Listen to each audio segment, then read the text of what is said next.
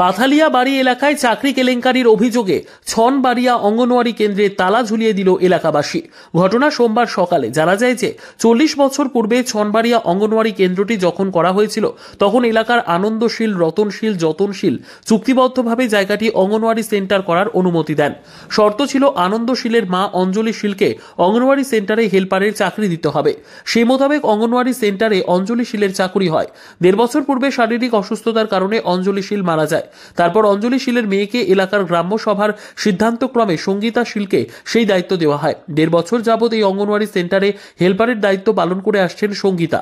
হঠাৎ করে সোমবার ছনবাড়িয়া অঙ্গনওয়াড়ি কেন্দ্রে হেল্পার হিসেবে জয়েনিং করেন শম্পা দেবধর নামের এক নতুন হেল্পার। আর তাতেই পরিস্থিতি উত্তপ্ত হয়ে ওঠে। এলাকার প্রধান দেবশ্রী শীল ভৌমিকের নেতৃত্বে এলাকাবাসী চাকুরি কেলেঙ্কারির অভিযোগ তুলে অঙ্গনওয়াড়ি সেন্টারে তালা ঝুলিয়ে আন্দোলন করতে থাকেন। এলাকার প্রধান দেবশ্রী শীল ভৌমিক এলাকাবাসীর সাথে সহমত পোষণ করে এই আন্দোলনে যোগদান করেন। তিনি জানান, এই চাকরি প্রদান করার ক্ষেত্রে বিভিন্ন কেলেঙ্কারি হয়েছে। আমি কাজ করি, আমি আমার অনেক আরেকজন ডুবাই লাইছে, আমার কি ওই নাই স্যার।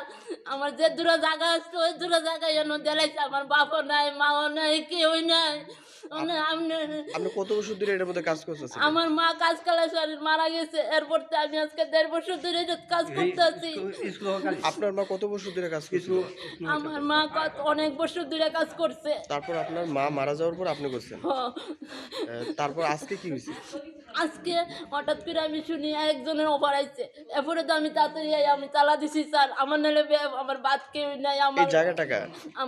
আমার বাবার। আপনার বাবা দিছে? আমার বাবা কাকা তারা 3 জন দিছে, দান করছে স্কুলে। আপনি ইন্টারভিউ দিছিলেন? হ্যাঁ, আমিও দিছি ইন্টারভিউ। তারপরে অন্য কি পাইছে?